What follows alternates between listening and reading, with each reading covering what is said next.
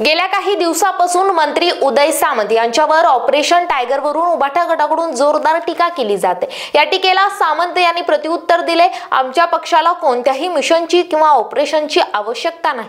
गेल्या 2.5 वर्षात उपमुख्यमंत्री एकनाथ शिंदे यांनी महाराष्ट्राच्या विकासासाठी केलेलं काम आणि शिवसेना म्हणून बाळासाहेब ठाकरेंच्या पुढे नेलेले विचार यामुळे ठाकरे गटातील लोक स्वतः शिंदे यांच्या पक्षात येतात। त्यामुळे कोणत्याही ऑपरेशनची आवश्यकता नसल्याचं त्यांनी यावेळी सांगितले। पाहुयात त्यांनी काय म्हणाले। ऑपरेशन टायगर हा विषय जो आहे हा संघटनेपुरता मर्यादित आहे आणि हे जे नाव आहे हे तुमच्या सगळ्यांच्या मुखातून अतिशय चांगलं दिलेलं गेलेलं नाव आहे।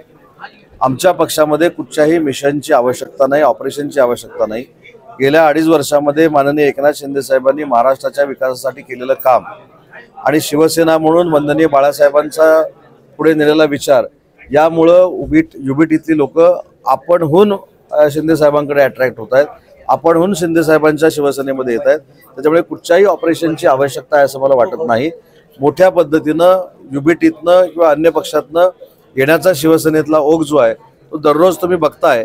काल देखील कोकणातले राजन साळवी माजी आमदार राजापूर लांजा साखरपा मतदारसंघाचे यांनी देखील शिवसेनेचा धनुष्यबाण हातात घेतलेला आहे। काल प्रताप जाधव यांच्या स्नेहभोजनाला उबाटाच्या 3 खासदारांनी हजेरी लावली होती।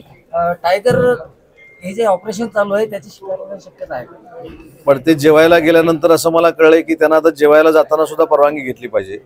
आता इथपर्यंत ठीक आहे की जेवायला जाताना परवानगी घ्या असं सांगितलंय, उद्या नाश्ता काय करावा, जेवण काय करावं, त्यातले पदार्थ काय असावेत याचे देखील आदेश निघू शकतील की काय असं प्रश्नचिन्ह आमच्या सगळ्यांच्या समोर आता उभं राहिलेलं आहे।